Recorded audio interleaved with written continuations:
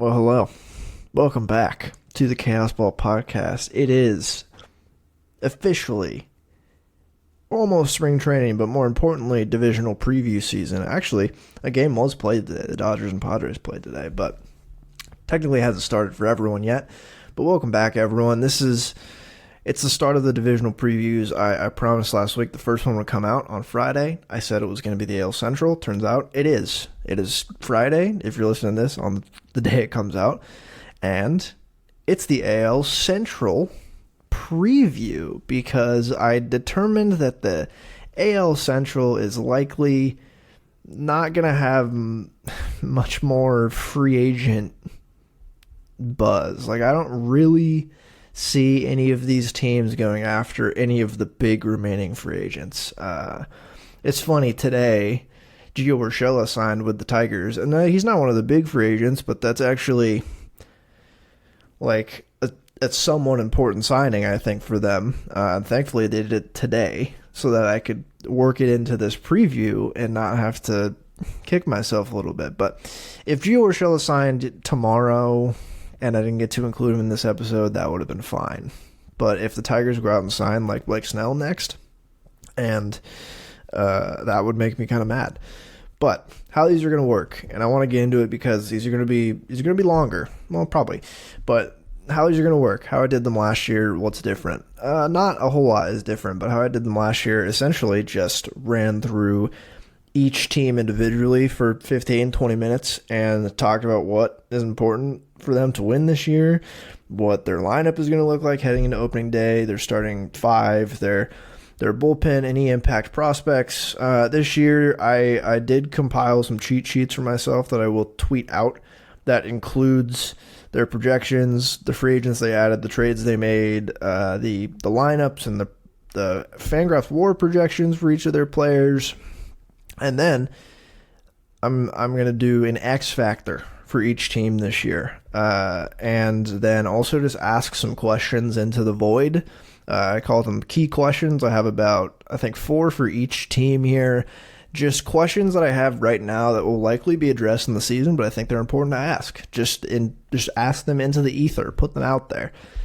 The X Factor, too. The X Factor is new, and I'm going strictly by definition here. So if you look up X Factor in the dictionary, definitions from Oxford Languages, the first definition is a noteworthy special talent or quality, which that's not the one I'm using, which that would just kind of be the best player on each team, which sometimes the X Factor, as you'll see, is sometimes the best player on the team.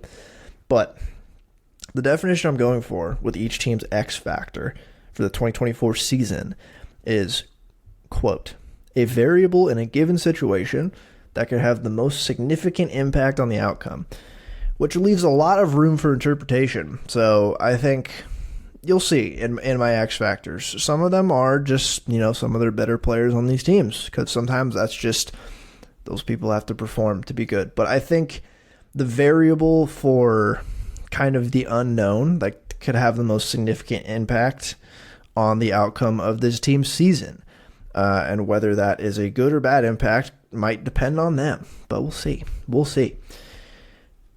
And I'm going to go in order from projected last place team to projected first place team using the Baseball Prospectus PECOTA rankings and Fangraphs odds as well for division. I have both of those on my sheet here.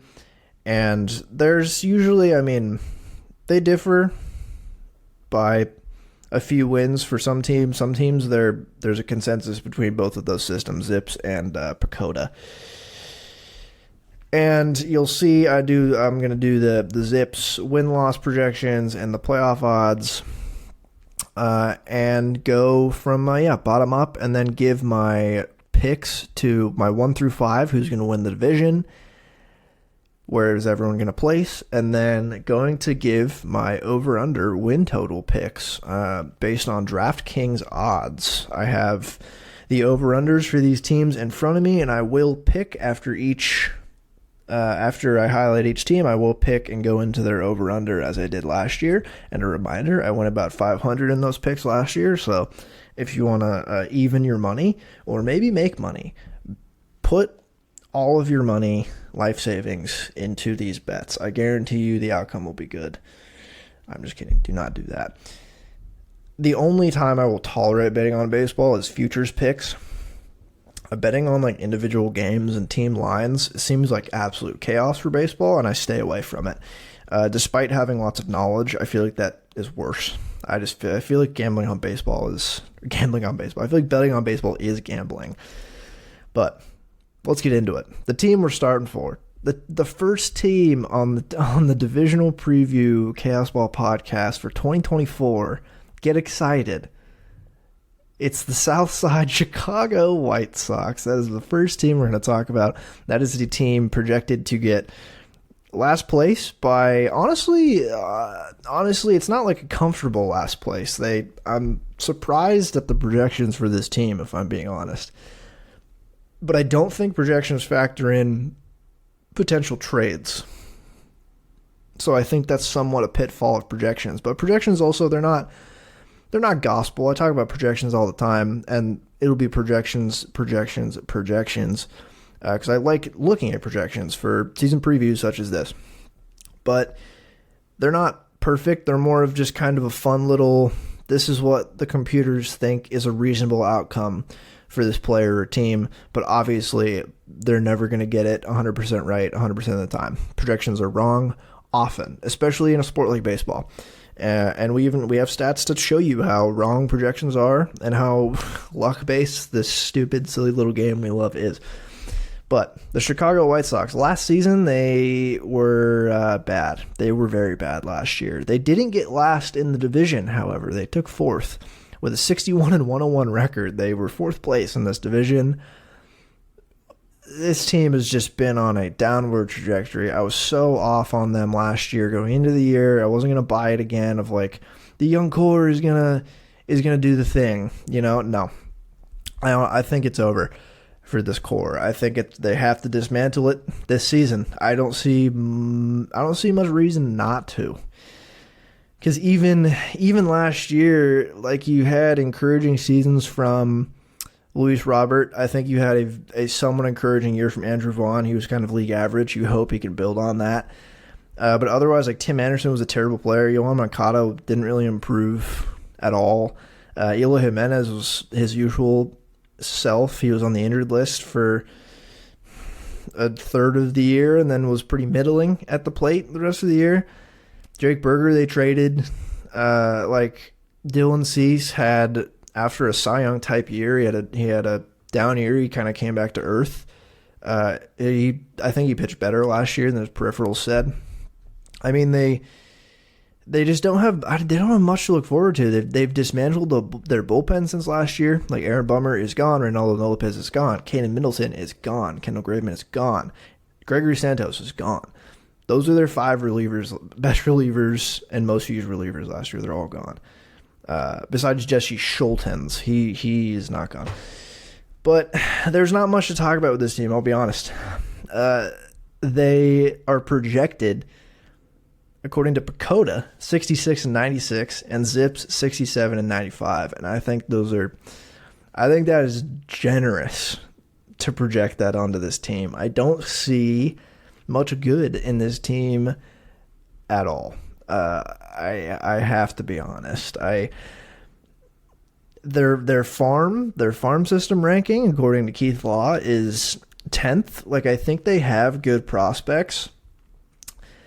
I just think they're going to have to trade Luis Robert and Dylan Cease this year if they're trying to be a seriously good team in 4 to 5 years. Dylan Cease, I think, is a must. I think Dylan Cease has to be traded.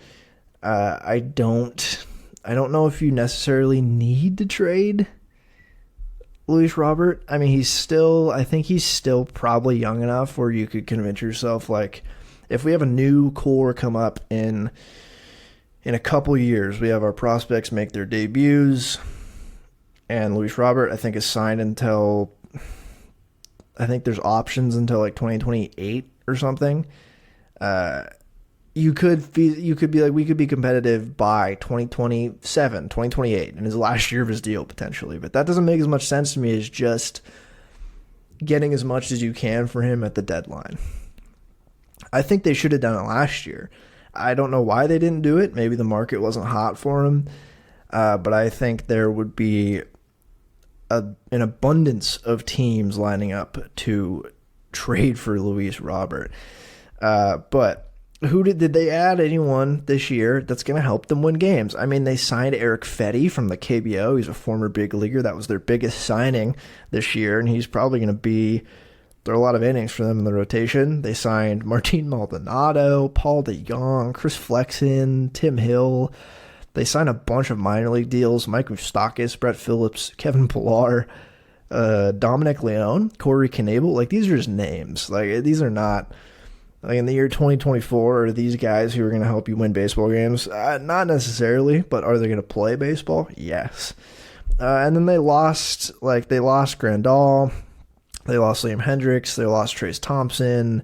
Tim Anderson is finally gone. Awful season last year, but probably one of the – I don't know. I feel like last few years you think White Sox, you think TA. Louis Garcia they lost. Mike Clevenger. Like, they traded, again, Aaron Bummer. They traded Gregory Santos. They traded Johan Ramirez. And they got so many players back from the Braves in those deals.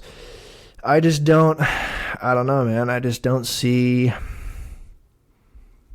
it. I don't see how this team can live up to the projection of 66 wins, given that they might trade Dylan Cease. Speaking of Dylan Cease, my 2024 X factor for the Chicago White Sox is the Dylan Cease trade haul. I think it's going to determine the next couple of years for them. If they can trade Dylan Cease and platform themselves with some prospects for the future, that would be great. They just got to hope Dylan Cease is the Dylan Cease of 2022 to start the year, so they then can trade him and get a decent haul.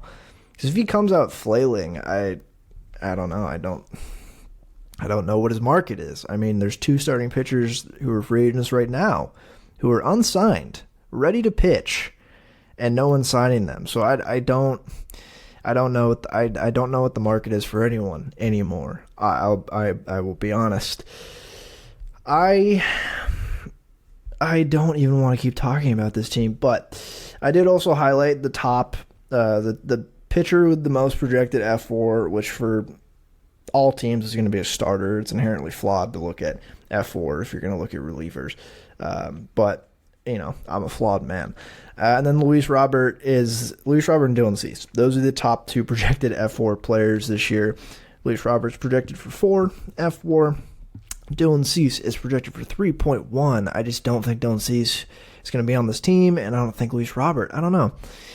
I don't think he's going to be on this team either. I feel like they should just trade him. But I don't have a whole lot else to say about the Chicago White Sox. I think they're going to be bad. Their bullpen is a travesty. Like, John Brebbia is locked into the closer role, according to Fangraphs right now, which is terrible.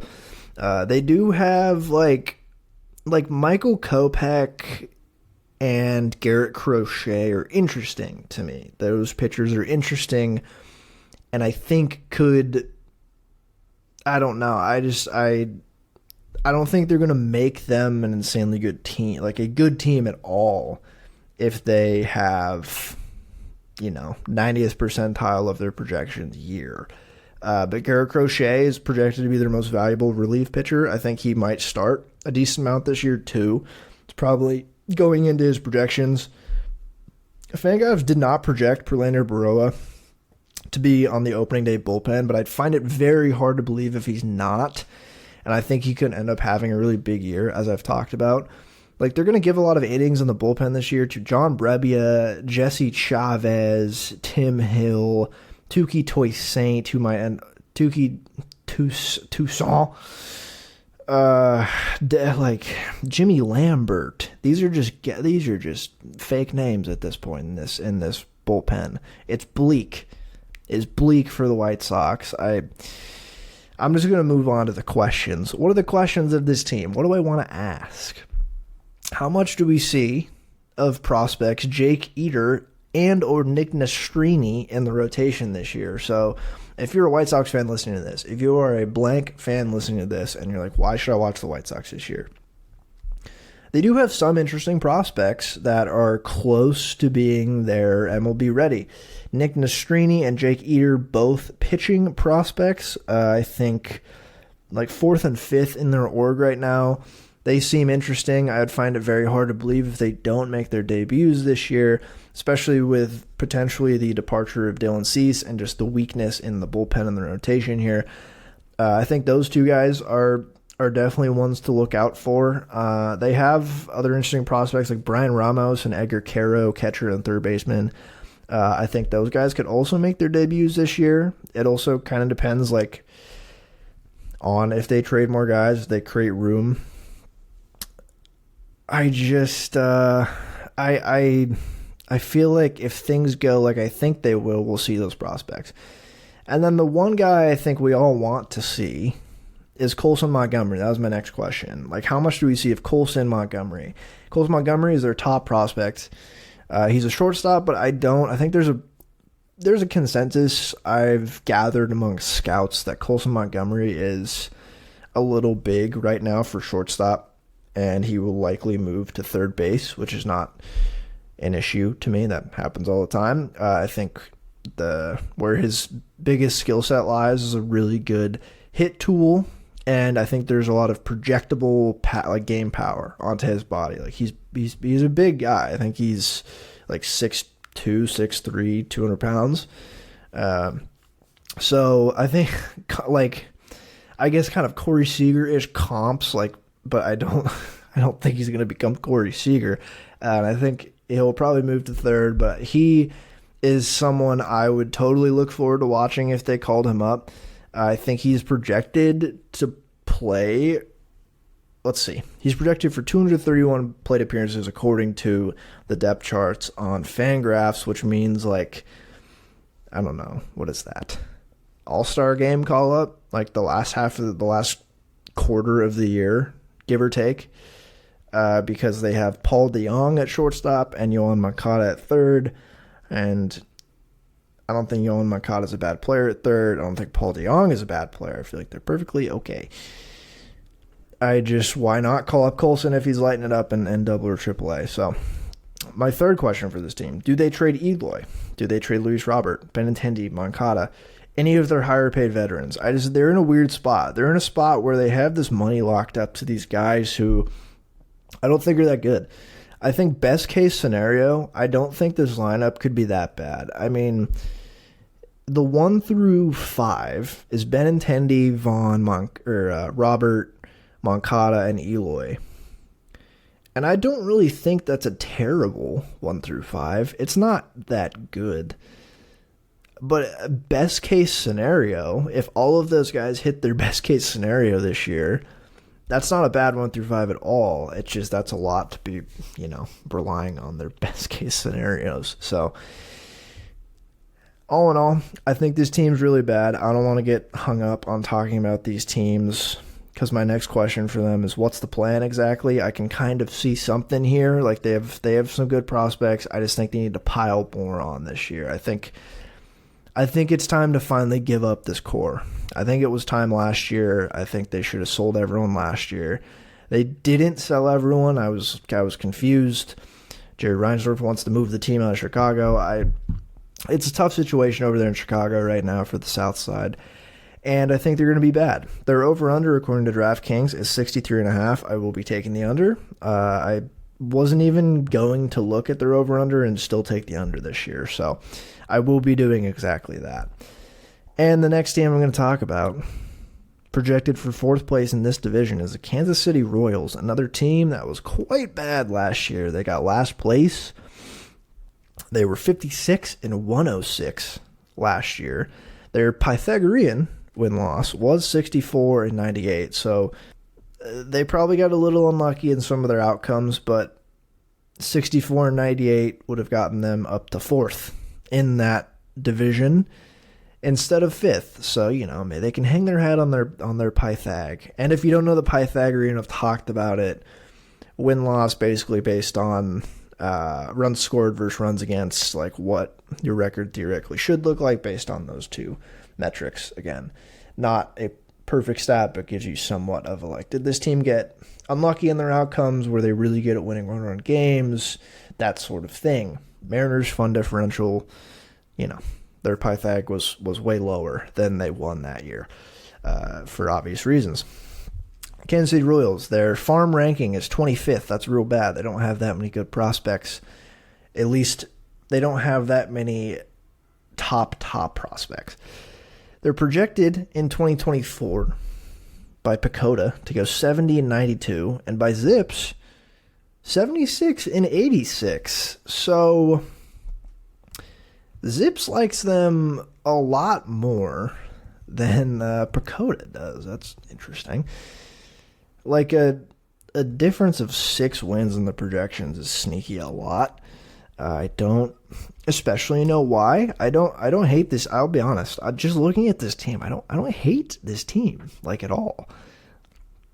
They have one of the premier young stars in the game today in Bobby Witt Jr. I think they genuinely had a pretty decent offseason for where they're at as a team right now. I mean, the free agents that they lost is not... There's no one pivotal that they lost. I mean, they lost Zach Greinke. That's sad. He's great. He's just a human being-wise. I love him. Like, they lost Amir Garrett to free agency, Matt Duffy, Hunter Dozier, Brad Keller, Jackie Bradley Jr. Like, these are not needle movers. And they brought in some pretty fine Major League players. They brought in Seth Lugo, who will throw a lot of starts for them this year. Michael Wacha, similar. Hunter Renfroe, he'll slot right into their right field on opening day. Chris Stratton and Will Smith, 2 relief pitchers who I don't think are that bad. Chris Stratton has been pretty solid the past few years. And Will Smith also been fine. They also brought in Garrett Hampson, just a classic utility little scamp who can play a lot of positions and is quick. He's at the Rockies for a little while. And Adam Frazier, who I don't know how much I don't know if Adam Frazier is going to start on opening day. I don't know what the vibes are there for him, because I feel like this guy Michael Massey is going to start at second base. That was the one signing where it's like, I don't especially know why they signed Adam Frazier, because Michael Massey is a left-handed hitting, contact-oriented second baseman, and they signed Garrett Hampson, who's a right-handed hitting, contact-oriented like infielder. But they have Adam Frazier now, I guess. Just cause why not? Those signings are fine. Like, they needed pitching. I like the Seth Lugo and Michael Wacha signing. Michael Wacha is at the age where he's ready to fall off a cliff at any moment, but he's been sneaky very solid the past couple of years as he ages. And Seth Lugo, I think, is just a very run-of-the-mill, fine starting pitcher. I don't really think he's anything to write home about, but I do think he's good enough for this Royals team and to be a back-of-the-roto starter for most teams in the league right now. Had a really solid year with the Padres last year. I'm actually surprised like a better team didn't try to sign him. He had a pretty solid year. Like, if a contending team signed Seth Lugo and was like, he's going to be our 5-starter, that's a kick-ass 5-starter, but he's on the Royals. And I don't hate this Royals rotation. Cole Reagans at the ace spot, Michael Wacha, Seth Lugo, Brady Singer, and Jordan Lyles, the king of eating innings, Jordan Lyles. I like the upside. There's a lot of upside in this rotation. I think Brady Singer, I mean, the Royals have not been able to produce pitching, and Brady Singer is the closest they can get to producing a good starting pitcher. I think he's been, over the past, 4 years he's been in the league, 3 years. I think he's been pretty bang average. Had a really tough year last year after a really encouraging 2022, but I still think there's plenty of upside in his pitching. I think Cole Reagans is my X factor for this team. It's not Bobby Witt. I think we kind of know what Bobby Witt is at this point. I like Cole Reagans.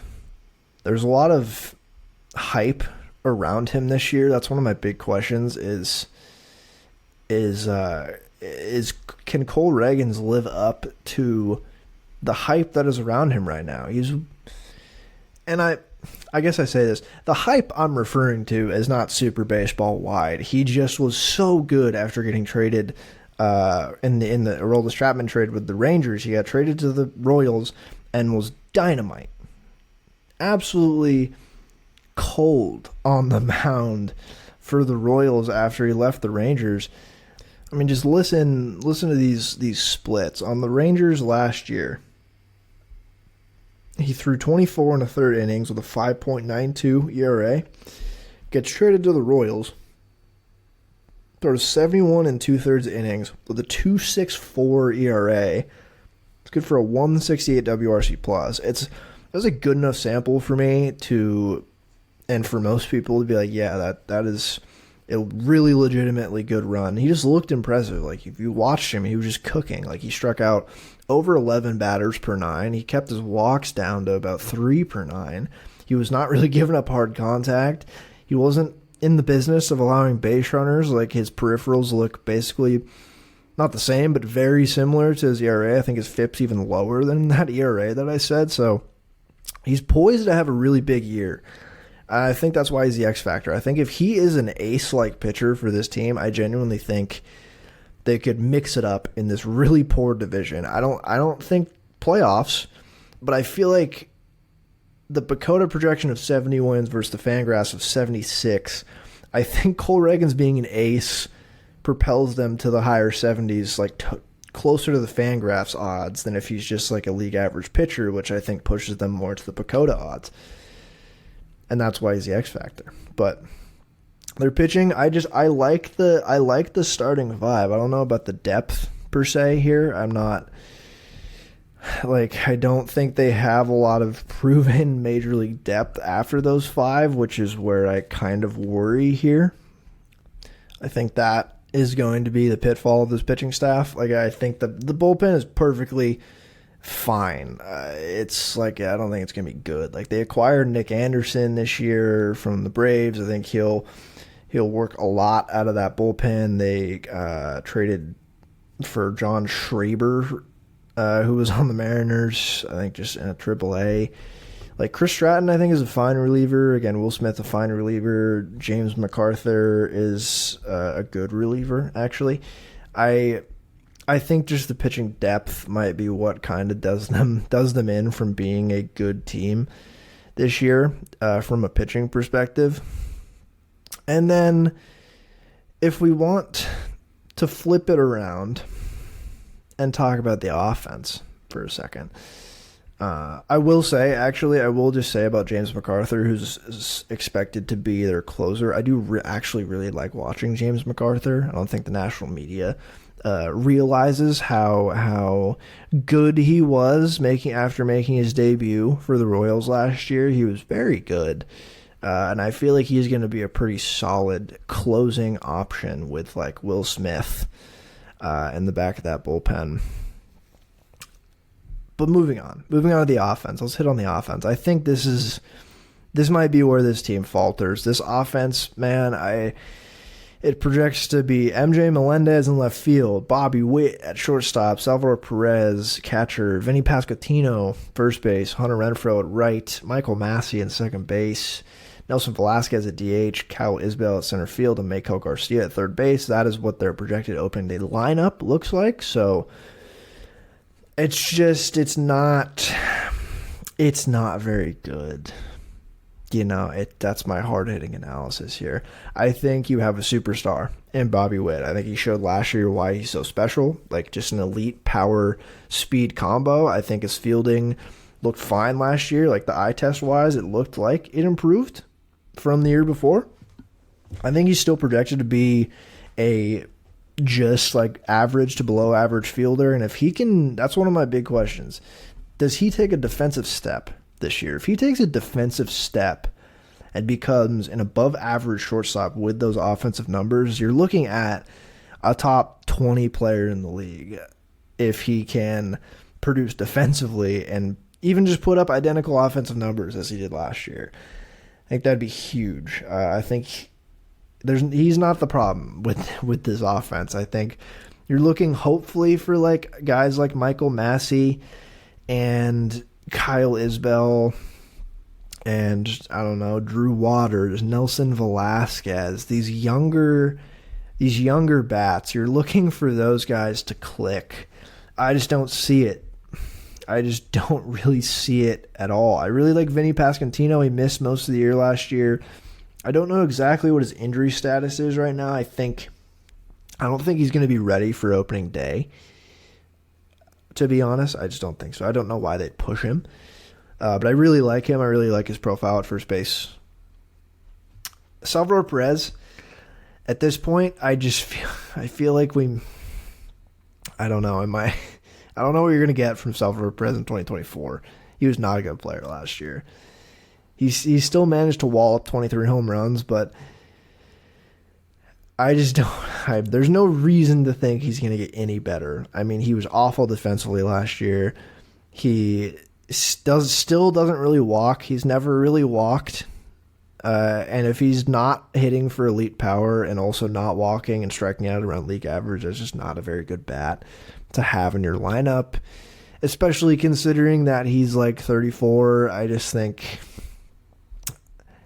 I don't even think they should really start him behind the plate. I feel like they gotta give Freddie Fermin some run behind the plate this year in lieu of Salvador Perez. I mean, Freddie Fermin played about half the season last year, and I think they'll start Salvador Perez on opening day at catcher. I just think Freddie Fermin is gonna take the bulk of that role this year, as he should. I don't think if you're a serious team, you should be starting Salvador Perez in the lineup in 2024. Maybe in DH, because they don't have a clear DH. I think DH could be a home for him because they don't have a clear DH. And then other offensive guys, like the only other guy, like Maikel Garcia, who is absolutely elite at third base last year defensively. I don't really see a whole lot of progress in the bat. I did like he profiles as a hit first, like a hit tool, higher average, less slug third baseman who's really good at defense. And I just think the ceiling on that type of player is capped at like league average production. Unless he can tap into some power somehow or hit for really high average, I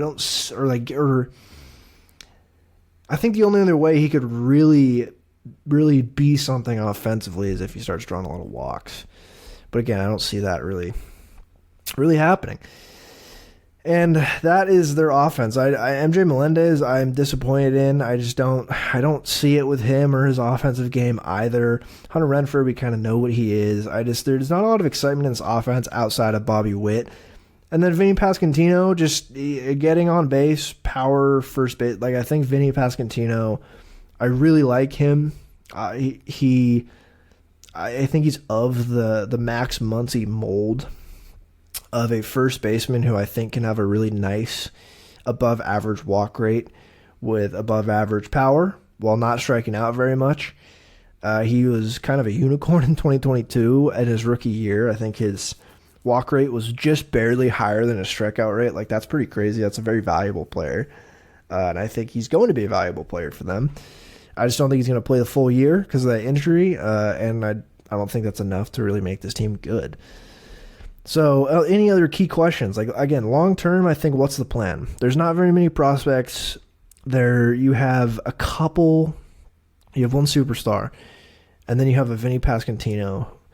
And then after that, I don't know what else you have offensively with this team. Like, Cole Reagans looks good, but then you filled your rotation with older guys who I don't hate. Again, I kind of like the rotation for this year. But going forward, you're not going to get Michael Wacha and Seth Lugo and Jordan Lyles to pitch well for you next year or the year after. You got Cole Reagans and Brady Singer for that. And then I don't know. I don't know what the plan is long term. Because you heard me earlier say their farm ranking is 25th. Like, that's not good. Keith Law actually wrote that he does kind of like their system. Like, I think they have a decent amount of guys who project to be like league average players, which is good. it's hard to even produce league average baseball players from prospects. It's very hard. So if you have a system that produces a bunch of league average guys, sure. But given that info, are the Royals next season going to go on a spending spree in free agency to round out this team around some of their young, promising guys? I don't know. I feel like that kind of would have been this offseason. Like, they could sign, not Matt Chapman, but like Cody Bellinger. Why not? Just screw it, man. Sign Cody Bellinger. I don't know if that really makes them, again, a contending, or not even contending. I don't know if that makes them a good team, even a 500 team, but they're at a point where I don't know, and there's not even that many good trade chips on this team. Like, I would say normally a team like this, who is probably a couple more core pieces away from really seriously considering contention, would have some other guys to trade. I think Salvador Perez, again, is a little over the hill and probably not good enough to really entice in a trade anymore. Like, you just signed Seth Lugo. If he's really good this year, do you try to trade him at the deadline for something? Same with Michael Wacha, or even Chris Stratton. If he's really good out of the bullpen for them, do you offload him for prospects who are close to MLB ready? Do they think Seth Lugo is going to be on the team for 3 years like they signed him for? I don't know. I don't hate some of the players on this team. I just don't see the direction at all. And given that, what is their over-under? It's 73.5, which is, that is tough. I'm going to take the over. I think they win like 75 games. I think it's just because I like Cole Reagans, and I feel like they're going to get enough solid innings out of the rotation this year to win 75 ball games, which is not very many. But I think they're better than the White Sox. So that's something. You're better than the White Sox. But we're moving on. We're moving on to the three more interesting teams in this preview. So let's talk about the Detroit Tigers, who I feel like are a lot of people's popular dark horse playoff pick this year, and I think it's part due just to their performance in the second half last year. I think there were a lot of encouraging performances from the team last year, and I think there's a lot of interesting, fun, young players on this team that you could, convince yourself that, like, hey, they could have a really good year and propel this team to new heights. Like, I have some pause looking at some of these players, but I think this is a pretty solid team as currently constructed. I think the rebuild has gone fairly well. I think they have some sort of core of players here with a couple more guys on the way. But let's just get into what their projections say. And they got second in the division last year. They placed over the Guardians. They went 70-84. And a valiant effort in the second half to take the silver medal in this boisterous division of the AL Central. They did have a Pythagorean record of 73-89, however, so maybe they won some more games last year than they should have, but that's okay. And this season, Pacoda's projecting them to go 75-87, and the Fangraphs odds from Zips are projecting them to go 80-82. So Fangraphs has them being around a 500 team, which, not to spoil the next team, but they're also projecting the Guardians to be around the same spot. So really interesting, the makeup of this team compared to, let's even just say, the Guardians. I think there's a lot more projectability. There's so much upside in this team, I think.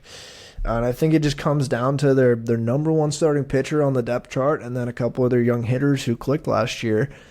One of them being their top projected F-WAR player in 2024, Riley Green. I think Riley Green, really interesting prospect. I think he has had a fine start to his MLB career. He's been a little hurt. Got hurt last year. He played about half of the season last year. I think he's good offensively. He made strides. Like, he very much looked a lot better than he did as a rookie.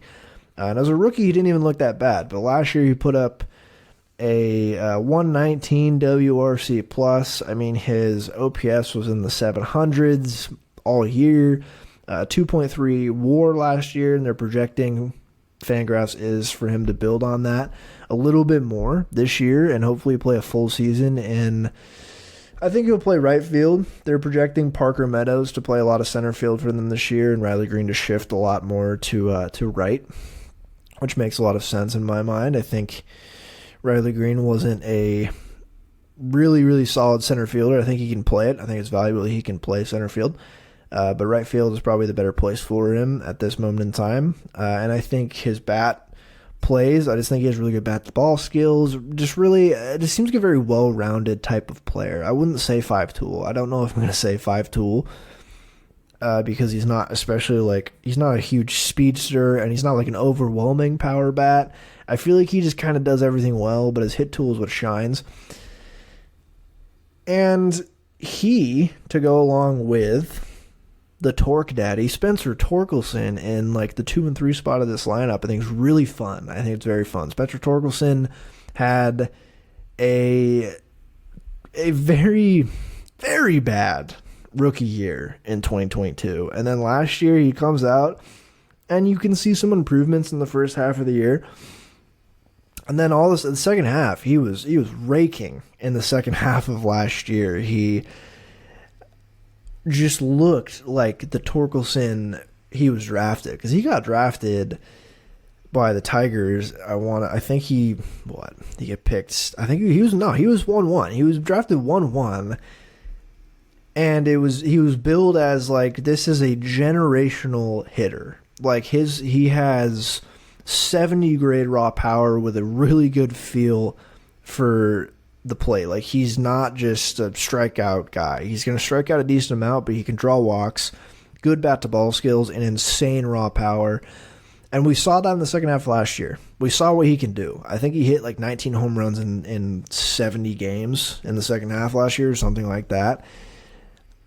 And I think he's a potential 40, 50 home run guy at first base.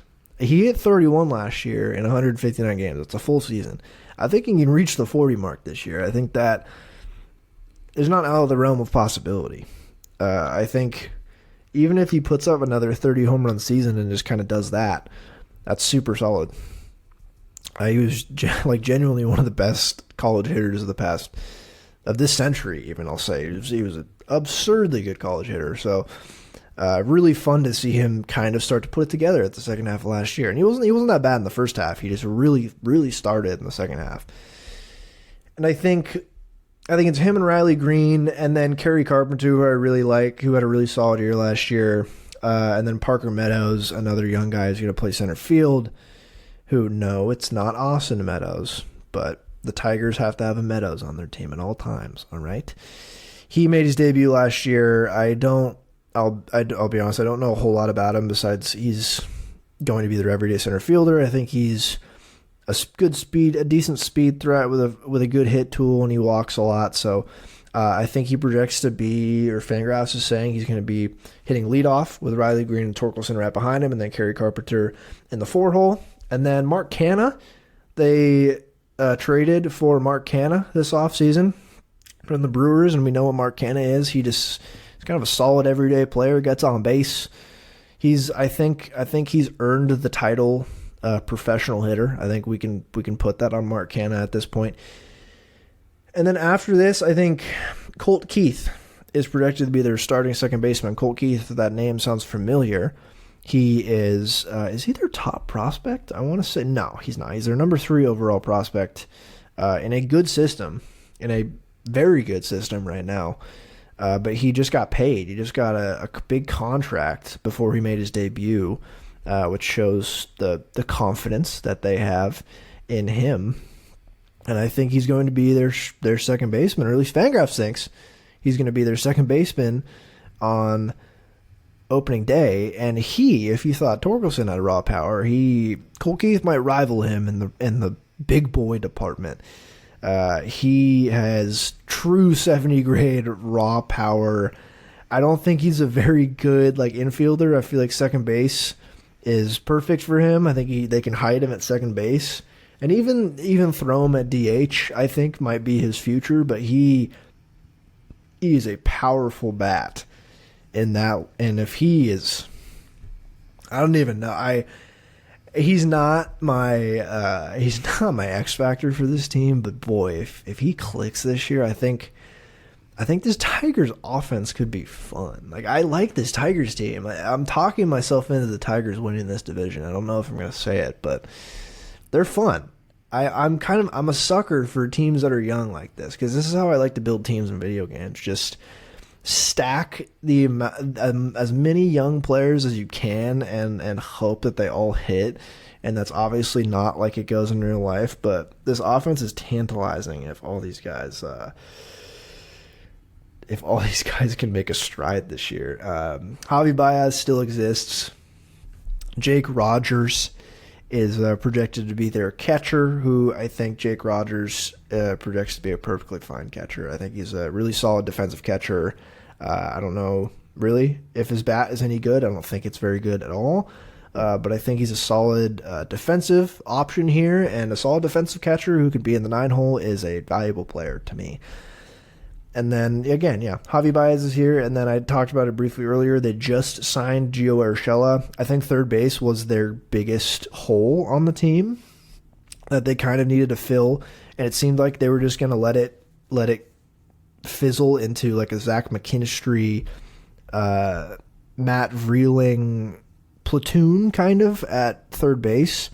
And now it seems like Gio Urshela is probably going to be their full-time third baseman. I'm sure McKinstry and Vreeling will both see time there, but I think signing Urshela is a really good piece because you push Vreeling into a full-time utility role where I think that's his best role. That's what he did for the Phillies and what he's going to do again for the Tigers. I think they have a lot of options in this lineup to shift things around in terms of positions, especially with Colt Keith coming up as not a great fielder at second base. They have Kerry Carpenter at DH theoretically right now, but Kerry Carpenter can play the corner outfield spots. Mark Cannon can play first base.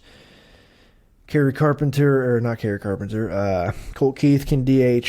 I think he can also play third. Gio Urshela can play some infield positions. Matt Vreeling can play outfield, infield. Same with Zach McKinstry and Andy Ibanez. I think there's a lot of different options they could do with this current lineup right now. And I think even like they have Jace Young, which is Josh Young's younger brother. Josh Younger's brother, no. And he's also like a middle infielder. I think he's a second baseman. So they have options. I think they have plenty of good infield options here. And I'll stop gushing about their offense because I just like projecting really good seasons on young players. But my X factor for the 2024 Detroit Tigers, as we talk about their pitching, is Tariq Skubal. Talk about hype coming into the year. There is Cy Young hype for Tariq Skubal. I don't think it's entirely unwarranted, but he is amongst the favorites, I think, in the top 10 and the back half of the top 10 to win the Cy Young in the American League. He was hurt last year, came back, and threw 80 innings of insanely good ball. He threw 80 innings, 80 and a third innings, 2.8 ERA with a 2 FIP, 3.3 WAR in 15 starts, 33% K rate to a 4.5% walk rate. That's insane. He was so good. And I talked about him in the season preview because he was really good in 2022 after coming up in 2020, tough. And then 2021, his year, you saw some flashes of like, oh, this guy's stuff looks really good, but he wasn't an amazing pitcher yet. He was still so young. 2022, he comes out, he throws 117 innings of 3.5 ERA, 2.9 WAR, and then last year he puts up those numbers I said in half a season. Like, that's crazy. I think the hype is real. I think that's why he is my X factor. I think if he is what the projections think he is and what the consensus of, like, if he's a Cy Young candidate, I think this team could do things genuinely, because it gets into their free agent signings this year. Past Gio Urshela, they weren't super active, but they signed Kenta Maeda, Jack Flaherty, Andrew Chafin, and Shelby Miller. The last two, Chafin and Miller, will pitch out of the bullpen for sure. I can't tell you what Shelby Miller is going to be in 2024, but I really like Andrew Chafin as a lefty option out of the pen. But Kenta Maeda has just been a solid pitcher for years now. Really fine for the Twins last year. I think he's a perfectly good 3, 4, 5 starter right now. And I think that was a very prudent signing by the Tigers, who just needed some innings. And then Jack Flaherty, I also think, is just a really good signing for a team like this, where I don't know if there's a lot of expectations on this team to be really good, and there's not a lot of expectations on Jack Flaherty to be really good, but the upside, I think, for him is still there. He's been a weird pitcher to watch the past couple years. And last year was ugly. I got to be honest. Last year, he was walking what felt like 8 batters a start. I mean, it worked out in the end to be only 4 per 9, which is still a lot for a starter, and 5.5 in 2022. But he was still striking guys out at a decent clip along with that. So I think there's enough upside for me to be like, oh, there could be something here. Matt Manning, don't know what to make of him right now. I genuinely don't know what to make of Matt Manning. And then Reese Olson. Reese Olson, I want to put on your radar if you don't know who Reese Olson is. He came up last year in the latter half of 2023, threw about 100 innings, so he threw about half a season. He looked so nasty. His numbers were good. He's a 3.99 ERA with a 4.01 FIP in 18 starts, about 100 innings. But eye test wise for me, he looked sick.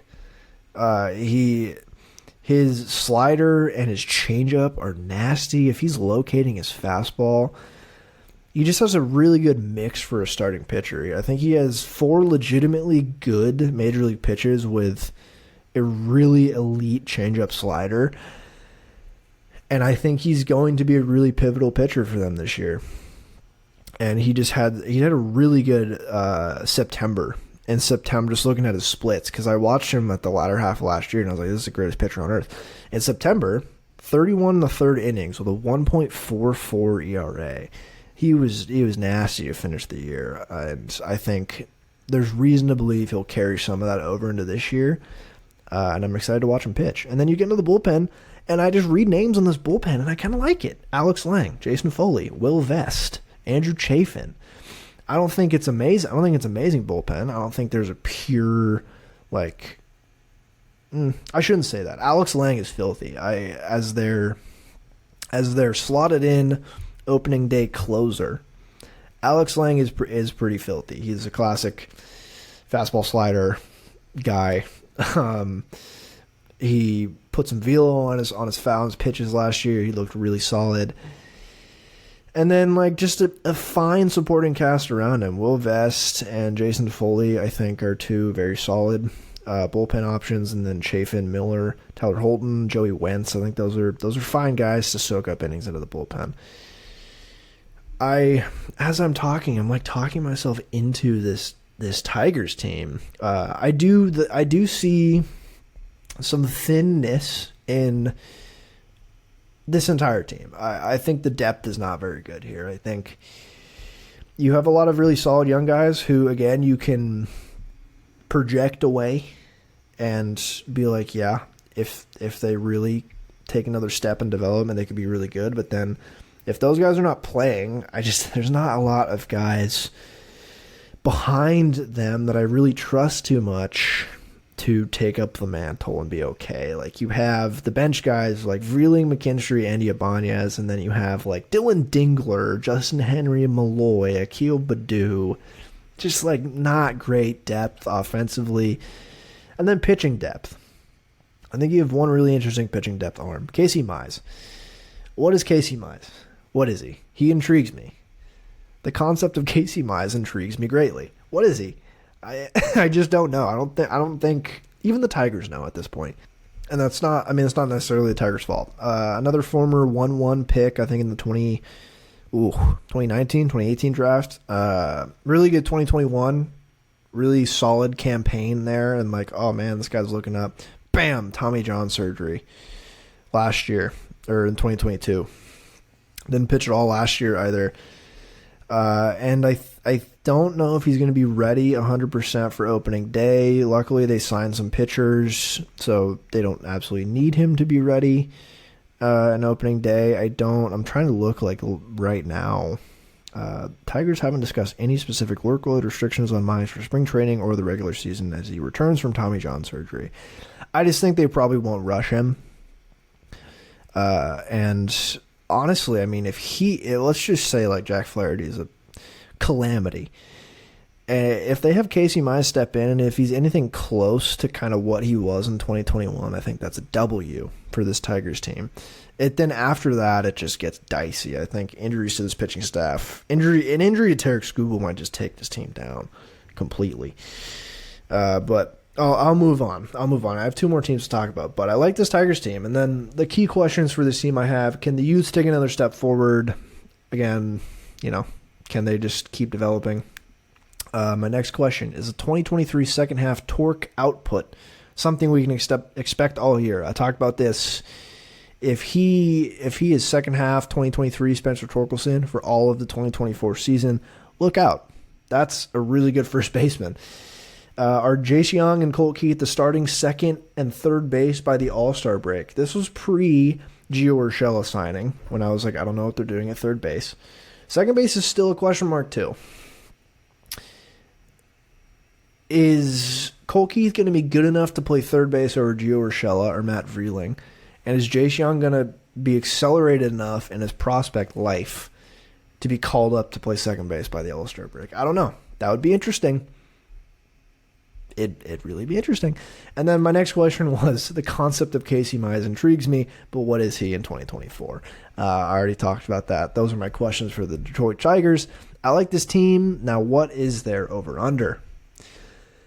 80.5. Oh, man. 80.5. That's brutal. Oh, God. Geez, I have to make a decision. 80.5. I'm gonna go under. I as much as I just said I really like this team, I'm gonna go under 80.5. I think this team wins like 78, 79 games, even 80. I just feel like there's no way their pitching staff can stay healthy all year, and I don't see if Skubal gets hurt, or even if like Kenta Maeda gets hurt and he's like 38. I think it's trouble. But I do think this team is going to be fun to watch. I think tune into this team when Skubal is starting, and just watch their young offensive bats. And I think the Detroit Tigers fans, I think you have a lot to look up to. Not just you're in kind of a weak division always. The farm looks good. There's plenty of guys ready to keep making their debuts. After you had this kind of wave of young guys the past couple of years come up, you have another wave coming. And you have a potential Cy Young candidate in Tarek Skubal. There's a lot to look up to here. So Tigers are cooking something. But moving on to the fourth team to talk about in the AL Central Division, the Cleveland Guardians. After a very disappointing 2023, the Guardians look to get back on track this year. Really just not a good year last year at all. They missed power in their lineup completely. They just weren't good. I think a lot of people like myself really liked them going into the year, and they were just bad. They went 76-86. Their Pythag was 77-85. Like, that's just not a very good team. Again, they got third. The Tigers passed them. Their current farm ranking is 22nd according to Keith Law, which is fine. I think a lot of their best prospects are either been traded away or made their debuts already. And then a couple of them I will talk about are going to make their debuts this year. So I think there's poised, like their farm system is thin, but I think it's an organization I trust to continue developing pitching really well and just contact oriented hitters who are really good with the bat. I think they just have their thing that they do and they're good at it. And Pacoda is projecting them to go 83 and 79 about, and then Fangraphs 81 and 81 batting average from Zips. So the general consensus between those two systems of this team is, by the computer standards, mediocre, mid, which is not at all surprising. In very Cleveland fashion, they signed one free agent, and that is Austin Hedges, and they lost a decent amount of guys to free agency, actually. Giolito, who they traded, Reynaldo Lopez, they traded for. Zach Plesac, Eric Haas, Cole Calhoun, Mike Zunino, Noah Syndergaard, and Cam Gallagher. They all lost to free agency, but some of those positions will be, filled. I would say the biggest loss out of those is Reynaldo Lopez and Zach Plesac, but I think those positions will be filled accordingly. And looking at this team, I like them a lot more than the projections say. Like, I feel like I like them closer to what the computers are saying the Twins are going to be. Like, I like this team. Positionally, I think all of their positions are kind of ironed out. I don't know if there's a strict, like, positional battle anywhere on this team. I'm just looking at it. Like, you have, like, first base is probably the only spot. Otherwise, I think they're going to hand the reins over to their young guys. So what's important to this team is a healthy Jose Ramirez. And just running through their lineup here, Steven Kwan is projected to be their leadoff hitter in left field. And then second, Andres Jimenez is batting second at second base, projected to have another really good season, one of the better second basemen currently in the game right now. Jose Ramirez at third base, we know him, we love him. He's projected in their 3-hole and projected to be their most valuable wins or F4 player this year with 5.2. Josh Naylor projected to be their starting DH. Bo Naylor, the brother, is projected to be their starting catcher. Ramon Laureano in right field. Miles Straw in center field. And then these are the two rookies who I think could really make or break this team this year. Kyle Manzardo at first base, who they got in a trade from the Rays last year. What trade was that? What trade was Kyle Manzardo? But it's on the tip of my tongue. I just had to pause to look it up. It was the Aaron Savali trade to the Rays, and then also I didn't realize Kyle Manzardo went to Washington State University. He's a Cougar. Did not know that. But Kyle Manzardo really just he is apparently a 70-grade hit tool in the first base spot. He doesn't profile as a traditional, like, thumper at first base. I think he profiles as just a solid hit tool guy in first base. I think he has walked a lot and limited strikeouts really well in the minors. With some power, but not a lot. And I think he projects to be like a guy who is a good hitter with a really good on-base percentage at first base, which I think is cool and valuable. And it just sounds like a freaking Cleveland Guardians first baseman, if you ask me. It sounds like the complete mold they're looking for. And so Fangraphs has him as their opening day first baseman rookie. I don't think that's wrong. I just think that's one of the interesting variables of this team this year. And then at shortstop, my 2024 Cleveland Guardians X Factor, Brian Rocchio. Yes, I'm putting the X Factor label on Brian Rocchio, a rookie who played in September last year. He played a couple games for them last year, looked real bad. But very small sample. Stop me if you've heard this before.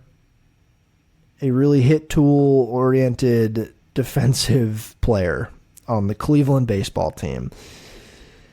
I think he's a really good hit tool. I think he is projected to be a really good shortstop defensively. I think, given where this team's at, I think you kind of know where most of the offensive production is going to come from. It's going to come from Jose Ramirez, Steven Kwan, and Andres Jimenez. And then with some bops here and there from Bo Naylor and Josh Naylor. And then at the back half of this lineup, if Brian Rocchio is hitting for good average and getting on base at the back of this lineup and playing really good shortstop defense all year and stealing bases like he did in the minors, this team could win the division pretty handedly, I feel like. If Brian Rocchio pops and just is that guy, I think the division is well in hand for them. I think it could be a really annoying offense to play. And that's why Brian Rocchio is my X factor for this team. And that is the offense. I think there's plenty of good stuff about this offense. I think the 1, 2, 3 in the order is really good. Kwan, Jimenez, and Ramirez. After that, I think there's legitimate question marks. And reliance on young guys. But I don't know, man. I don't just looking at the lineup, I kind of like it. But looking at the pitching and rotation, this is generally where this team shines outside of hitting singles. The rotation just looks solid. The big question here, Shane Bieber is their ace. Will they trade Shane Bieber? That's the biggest question on my mind right now. Shane Bieber has a free agent. He's a free agent after this season. I think it's either he's a free agent after this season or a free agent after 2025. Either way, through arbitration or free agency, the Guardians would have to pay him a decent amount of money at this year and next year. And there's a lot of trade talk for Shane Bieber, a lot of trade talk. And I think, honestly, they'll probably trade him. My big question is Shane Bieber on this team after August 1st? I don't know. He's projected to be their ace. He's projected for 3.4 F WAR for them this year over a full season probably. Do they trade him? I think that's the biggest question they're going to have to answer as this season rolls on. What do you do with Shane Bieber? After Shane Bieber, you have Tristan McKenzie, Tanner Bybee, Logan Allen, and Gavin Williams. That is a good collection of young pitchers with Xavier Curry and like Hunter Gaddis and Joey Cantillo right behind them with depth. They signed Adam Aller, like Jaime Barria. I am not worried about the pitching depth on this team, to be quite honest. I'm not really worried about it at all. Especially because I think just the Guardians as a team, as I said, they can get pitching depth from thin air, it feels like. I think that top down is just a really good rotation. I think there's so much upside with like Bybee and Gavin Williams, and even Tristan McKenzie still, I think there's plenty of upside there. If Gavin Williams, like Bybee, Allen, and Williams as your 3, 4, and 5 are all guys with very little MLB service time, but a lot of projectability into being really good pitchers. I think this is the highest variance team in this division. Like, I could see them having a year like last year where maybe stuff doesn't click for these guys and they win 76 games again. But I can also see where they have the best rotation in the division, and Brian Rocchio and Cal Manzardo are decent offensive players enough to support the top guys at the top of the lineup, and they win the division with 90 games. I can totally see that. Because then you get to the bullpen, and you have Emmanuel Clase, who last year still had a really good year. He didn't have his usual insanity type of year that we saw in like 2021 and 2022, but still a really good year out of him, and I still think there's plenty of reason to project him to have another similar type, just really solid year as their closer. They traded for Scott Barlow this offseason to get from the Padres, who I think is like Scott Barlow and Emmanuel Clase as your 1-2 at the back of that bullpen, really, really nice. Sam Hentges as well, Trevor Steffen, Nick Sandlin, Eli Morgan, that psychopath James Karinchak. I think it's going to be another good bullpen for these guys. I think trading for Scott Barlow really just cemented the back of that bullpen really well in a really nice way. And honestly, I like this team. I don't have a whole lot else to say about their players. The key questions I asked was the Shane Bieber question, and then what do you get from the young guys? Like I talked about Manzardo and Rocchio, but do you get anything about? Wow, that wasn't the right thing to say. Do you get anything from Daniel Espino, who is their top, still is one of their top prospects, but unfortunately missed all of last year due to injury and hasn't yet made his debut. I think he's going to be a part of their player pool. He's just been so hurt the past couple of years. I don't exactly know what to expect of him, to be honest, but he has a legit elite fastball when he was pitching. One of the more exciting pitching prospects in all of baseball. It's really unfortunate to see him go down hurt. Do you get anything out of him this year? George Valera, one of their younger hitting prospects who has yet to make his debut. He's a corner outfielder. I think he profiles kind of as just I don't know. I don't want to say Luke Raley, but like really a lot of upside in-game power at the corner outfield spot with a decent amount of strikeouts, but good feel for the plate. Like he'd be a three true outcome guy. Absolutely. Like that's kind of what he looks like right now. Do you get anything out of him this year? And yeah, like it's just young guys. And then again, the young pitchers like Gavin Williams and Logan Allen, and then Tanner Bybee had a really good rookie year last year. Can Tanner Bybee take a leap to become this team's ace if they trade Shane Bieber? I think that's a legitimate question to ask. And then another one that I hate to ask, but I think it's something you got to think about right now if you're the Guardians.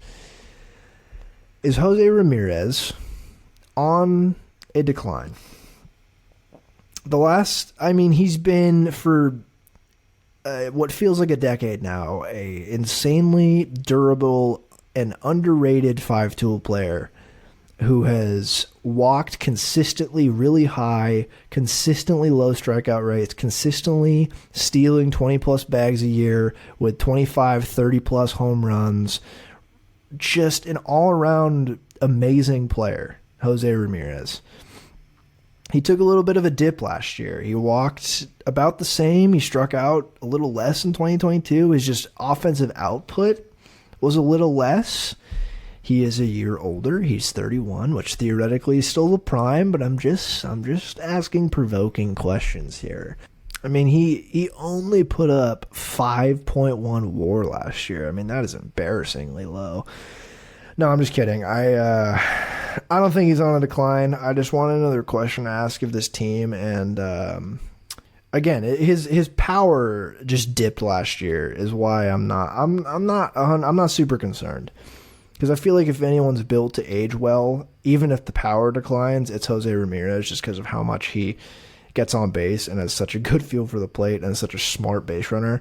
I don't think he's going anywhere. His power dipped a decent amount last year. Like that isolated power took a pretty substantial hit, especially from 2021 to 2022 to 2023. The isolated power has declined like 100 points, more like 80 points. That's a decent amount. That's all I'm saying. But let's just get in. Let's not hang our hats on that. What are they projected to do? What is their over under actually? It's 78.5. I am taking that over. Are you kidding? DraftKings not no ball. 78.5 is low. Again, I like this team more than projections. I'm smashing the over. 78.5. Again, I think this team could win 90 games. I think they have some guys that could click, man. They do. But we're running a lot of time. I got like 15 more minutes to talk about the projected number one team in this division, the Minnesota Twins, the division winner of last year, who won a playoff series last year. Go Twins. the Twins won 87 games last year, 87 and 75. And their Pythagorean was 93 and 69. So really, they probably should have won more games. But really, really interesting team to watch last year. Elite rotation. Like, the rotation was dumb last year. It was so good. I felt that going into the year, and then Pablo Lopez blew me out of the water, blew everyone out of the water. I think the rotation was going to be good, and then you had Pablo Lopez be a legitimate ace, Cy Young candidate, and that propelled them to new heights. But this team going into the offseason, they were about to lose a lot of guys in free agency, and they did. They weren't especially active this offseason, but they lost a lot of guys. They signed a couple of relief pitchers and then also Carlos Santana. But they lost Sonny Gray, Kenta Maeda, Tyler Mahle, Emilio Pagan, Joey Gallo, Dylan Floro, Miguel Sano, Michael A. Taylor, Donovan Solano. Those aren't just losing like minor league free agents, especially those first few guys I said. Losing Sonny Gray, Kenta Maeda, and Tyler Mahle out of the team last year is a huge blow, to be honest. They somewhat addressed it. They had so many pitchers last year that they could basically say, hey, we're going to lose these guys, but Bailey Ober, Chris Paddock, you guys are going to step up. But that's getting ahead of myself. What are they projected at? Pacoda has them at 89 and 72. 80% chance to make the playoffs, according to Pacoda, and 85 and 77, according to Fangraphs, with a more modest 63% to make the playoffs from Fangraphs.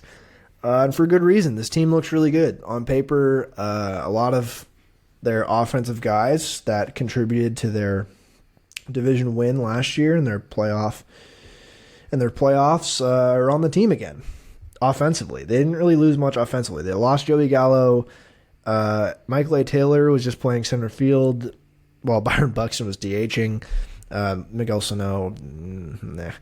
So they didn't lose much offensively, which is good, I think. And they didn't add much offensively either this offseason. They didn't add really like anything major league-wise offensively. In fact, they traded offensively. But there's internal improvements to be made with so many young guys offensively. It made sense. Like, this wasn't a team that I can be like, they should have been after these big free agents. I think totally they could have signed Cody Bellinger. They still could. That would totally help them. But you just have rising prospects that are going to take up the mantle here at some of these key positions. And their top F4 projected position player this year is Royce Lewis with a projected 4 F WAR. He's going to be manning third base. How many grand slams does that guy hit this year? I mean, this offense looks fun as hell. And I'll just run it down here. So the Fangraphs projected opening day lineup for the Minnesota Twins reads as this. The Frenchman, Edouard Julien, hitting first, playing second base. Royce Lewis, hitting second, playing third base. Byron Buxton, hitting third, playing center field. Max Kepler, hitting fourth, playing right field. Carlos Correa, playing shortstop. Hitting fifth. Carlos Santana after him at first. Matt Wallner, playing left field, hitting seventh. Ryan Jeffers at catcher, hitting eighth. And then to round out the lineup, Alex Kirilloff at DH. And I think first base and DH are going to be a little in flux here. I think you're going to see a lot of Alex Kirilloff at first base instead of Carlos Santana, and like Kyle Farmer at DH, first base, like Jose Miranda at first base. Matt Wallner probably DHing some amount with Willie Castro playing outfield. I think there's clear open spots to maneuver in this lineup, but I think there's a lot of just like, these are the guys. Edouard Julien, super interesting player. I really like him. Surprising amount of power out of, well, not really, actually. He's kind of a big dude. But a lot of power, really good on base, really good key to on base. We saw him in the WCC last year. Wow. No, he does not play in the West Coast Conference for basketball. The WBC, we saw him for Team Canada. We saw a sneak peek of what was to come, and then he played 100 games for the Twins last year and was really good. And he can also play a lot of different positions if a certain prospect wants to come up and play second base, whose name is Brooks Lee. But no, Edouard Julien, I think, is a great leadoff hitter. I mean, he had almost a 16% walk rate last year, 31% K rate too. But if he brings the K rate down to league average and everything else kind of stays steady, that's a super valuable player. That's why they could afford to trade Jorge Polanco to the Mariners, is they have not only Edouard Julien, but again, Brooks Lee, who is their top prospect and trending as potentially an opening day starter on this team. Brooks Lee, if there's a prospect you need to know, he's probably the only prospect you need to know on this Minnesota Twins team. You'll be seeing a lot of him this year. I think there's clear positional blocks for him, I guess, but I think I don't know if he'll start the year on opening day. He'd have to light up spring training. And he's coming up as a shortstop, but I don't think anyone thinks he's going to be a shortstop. I think it was Royce Lewis situation where it's like that guy can play third, but now that Royce Lewis is probably their everyday third baseman, I think the logical choice for him is playing second base. And then Edouard Julien, who I just said is going to probably be their opening day second baseman, he can play, again, a lot of different positions. I think he can play corner outfield. He can just DH. I think he can play first base too. A lot of options there. But then just going down the line, Royce Lewis, again, just absolutely mashed last year. I think it's easy to say he's going to be their best hitter this year. That's what he's projected to be. He hit a lot of grand slams last year, but just insane pop in that bat. We kind of know what Max Kepler is. We just kind of know who he is. The other younger guys like Matt Wallner, super interesting player. Matt Wallner, he can wallop some home runs. I think he's a perfectly fine man to be in the 6th or 7th spot in this lineup. Really good year last year. He played about 75 games for them last year, 76. Had a 144 WRC plus, just insane raw power. Clearly, I don't want to call him Joey Gallo, but kind of. Another just pure 3 true outcome guy. A huge lefty bat, massive lefty bat. Can really hit home runs, but can also really strike out. But he's just a solid, looks like going to be a solid player for them this year. And then there's Byron Buxton, who is not the X Factor. I easily could have made him the X Factor, but why he's not the X Factor for this team is because we kind of saw what this team and offense looked like last year when he played about half the year. And when Byron Buxton plays half the year, you're like, oh, he was half the year at MVP level. No, he was half the year at mediocre level in the DH spot last year, and this team was still really good.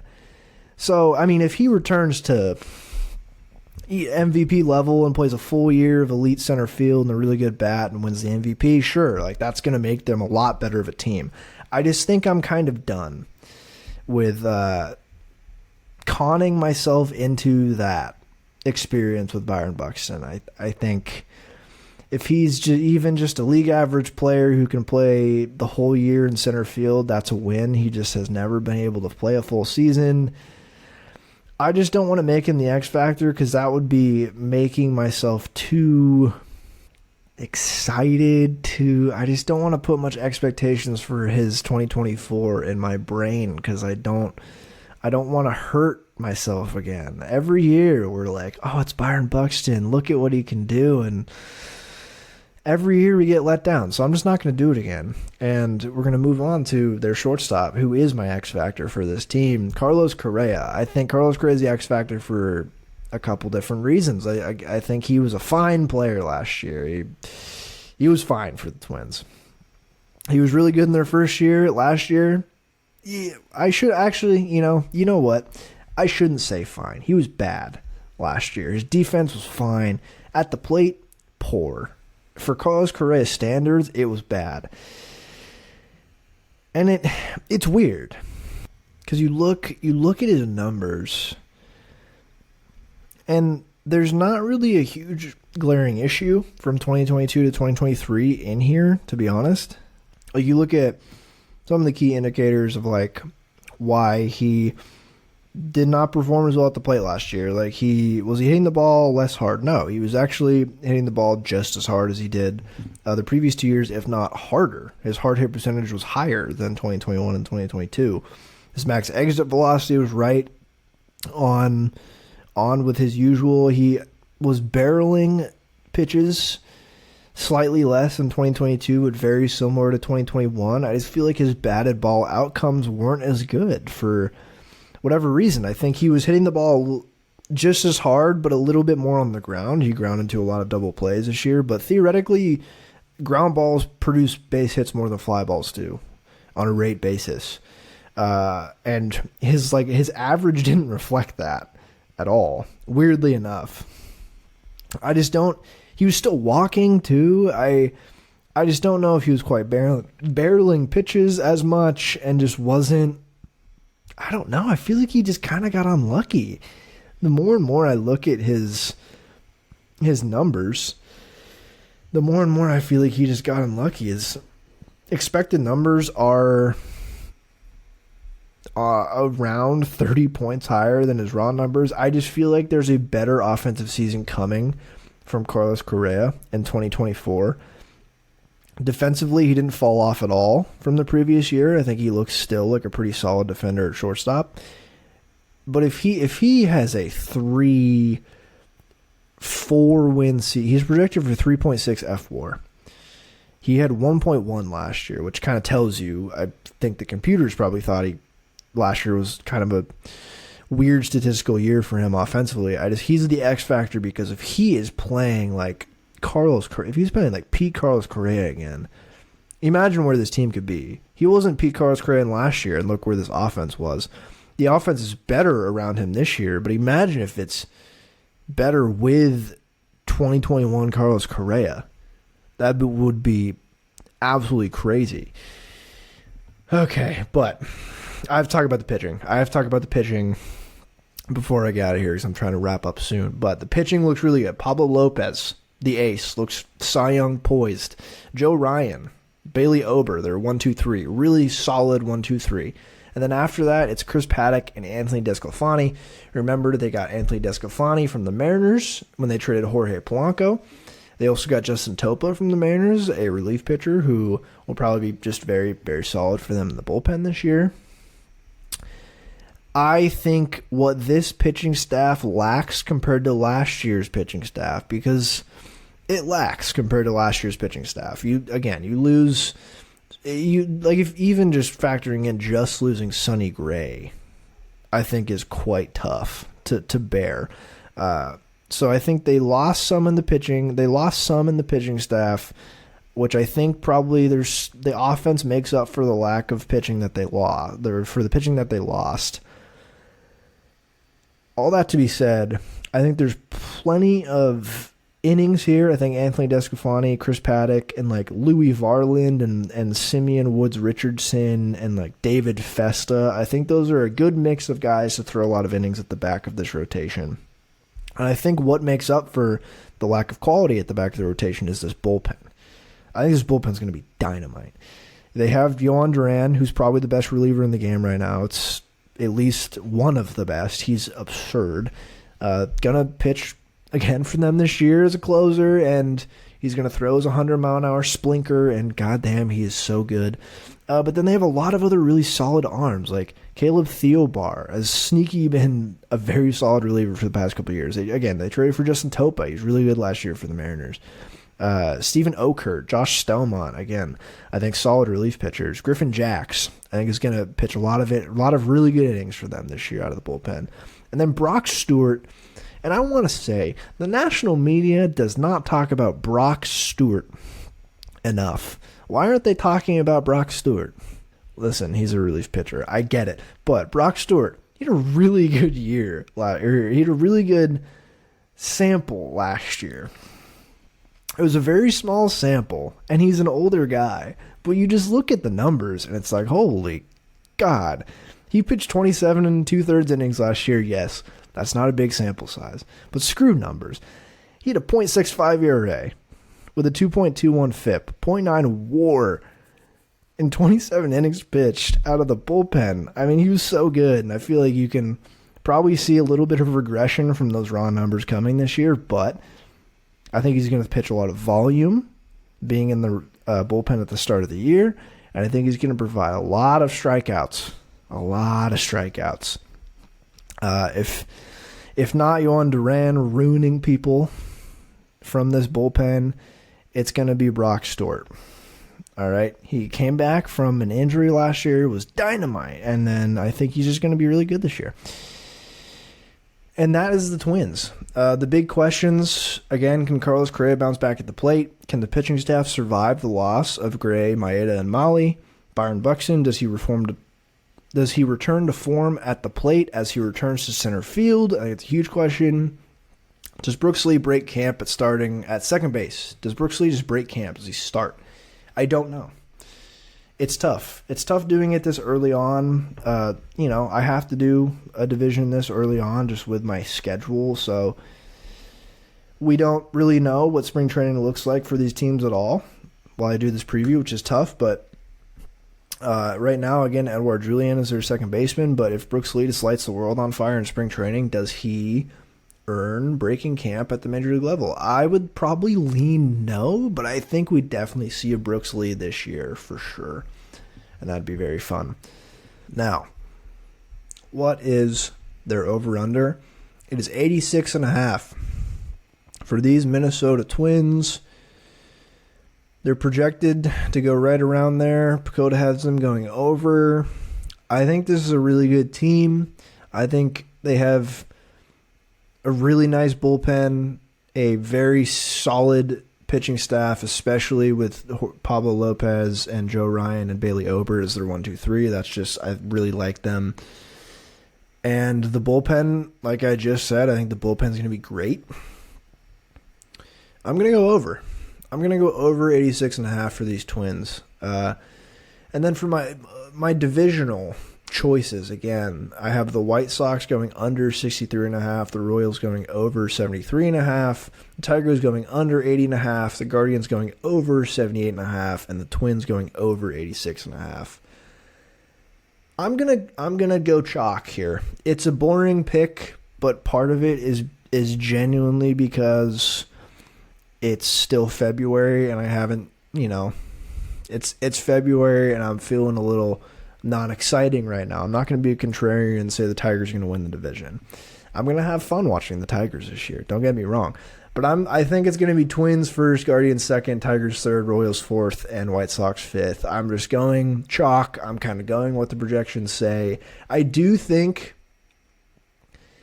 Twins, Guardians, Tigers the whole year could be fun. I hope the Tigers hang around enough. If anything, I think the Guardians could really, really make a run against the Twins this year. But I think the consensus is the Twins are the best team in the division, and I don't really disagree with the computers or what everyone else is saying. I really like the Twins. But the Tigers and the Guardians are there. I think if you're one of these teams, I think if you're looking around in the next couple of years, you're looking at the Tigers like, oh man, that is scary. Like, the Royals have some fun young guys, but like, I'm not scared of those guys. Tigers have a lot of interesting young players and theoretically money to spend, where the Guardians, we know they don't spend money. The Twins also have plenty of young guys, but there's something about this Tigers team that just gets me going for the future of that franchise. But, well, that is it. That is the first official preview podcast.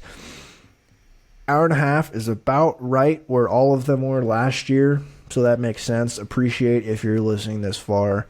I can imagine only the core listeners of this show are even listening to my voice right now. An hour and a half in, naming random players on these teams that are so far away from Mariners baseball. Who really cares about them? I do. But this was the first one. Again, there will be 5 more divisional previews and then a Mariners preview. I think 2 next week. I think 2 the next 3 weeks. I think it'll be 2-2-2 for the next 3 weeks to round out the recordings of these previews. But I appreciate you listening this far if you are. And I'm not going to leave you with the Go Mariners, but this was the AL Central, and I think the next division I'm going to preview is the NL East. And I'll leave you with that, and I'll see you next week.